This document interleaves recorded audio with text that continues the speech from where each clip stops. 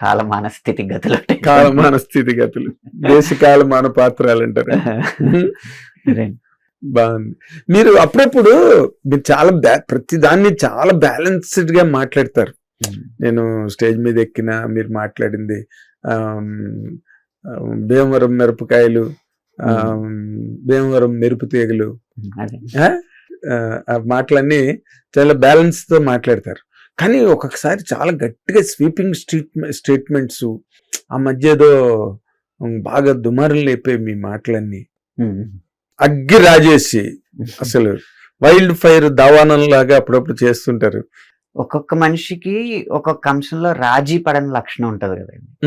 అలా నా జీవితంలో నేను భారతీయత, జాతీయత అన్న అంశాల మీద రాజీ పడే అవకాశం లేదు.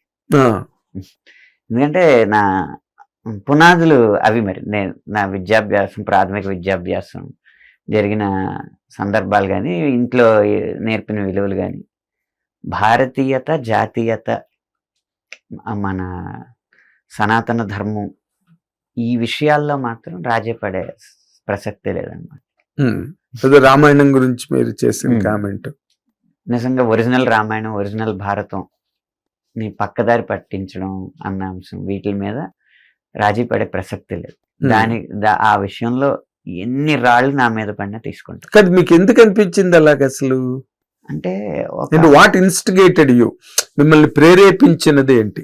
ఒకటి ప్రేరేపించింది ఏంటంటే, ఒక్కొక్క వక్తకి ఒక్కొక్క అంశం ఇస్తారు కదండి. నాకు ఇచ్చిన అంశం అది.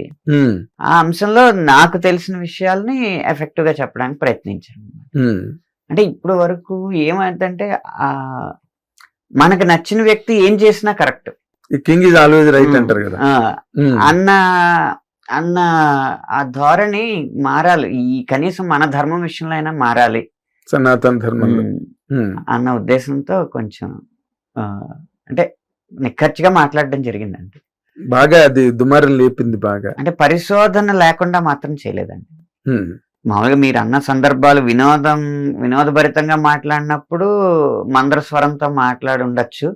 ఈ వివాదాలు అనుకున్న అలా అంశాలు మాట్లాడినప్పుడు హెచ్చు స్వరంలో మాట్లాడచ్చు. కానీ సమతుల్యత కోల్పోవడం గాని, పదాల గురించి ఎత్తుక్కోవడం గాని, నోరు జారడం గాని మాత్రం ఉందండి. కానీ మీరు ఎవరి మీద కోపం వచ్చి మాట్లాడారా, లేకపోతే మీ అంతటి మీరు సహజ సిద్ధంగా మాట్లాడింది? కోపం వచ్చి మాట్లాడింది. వ్యక్తిగతమైన కోపం ఎవరి మీద లేదండి. కంటెంట్ మీద కోపం తప్పితే వ్యక్తిగతమైన కోపం ఎవరి మీద లేదు. అది ఆరోగ్యానికి కూడా మంచిది. Correct correct. కానీ ఒక విషయాన్ని తీవ్ర స్థాయిలో చెప్పకపోవడం కూడా మన ధర్మానికి మనం చేసిన లోపమే ఉంది. కేవలం ఏదో మనం ఈ వృత్తిలో ఉన్నాం కాబట్టి ఆ వృత్తి పరంగా మనకన్నా మన పరిశ్రమలో మనం వాళ్ళ అవసరం మనకు ఉంటది అని చెప్పి తగ్గించడం అనేది ధర్మానికి లోపం చేసినట్టే, ధర్మానికి ద్రోహం చేసినట్టే. అదే కరెక్ట్ కరెక్ట్.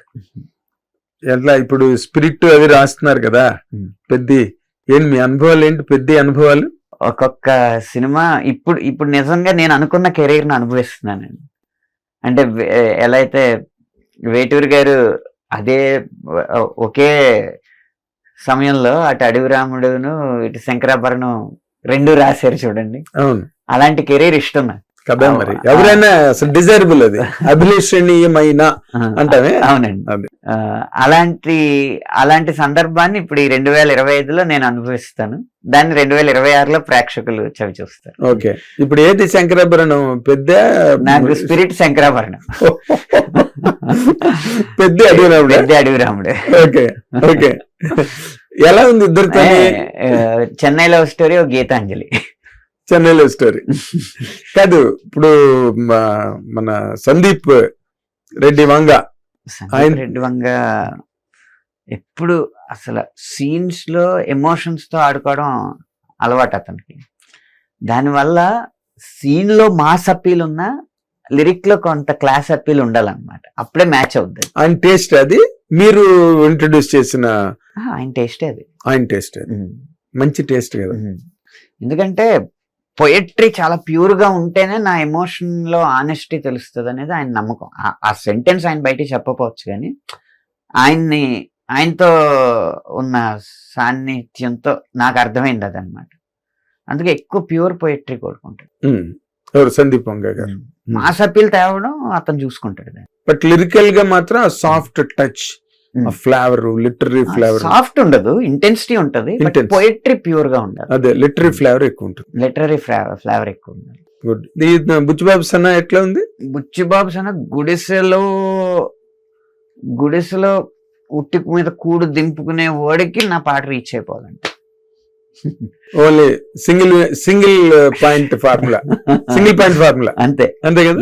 ఆ పాటలో ఫిలాసఫీ ఉండాలి, కానీ ఆడికి రీచ్ అవ్వాలి. అర్థమైంది. ఎందుకంటే అంత మాస్ గా చెప్పాలన్నమాట విషయం.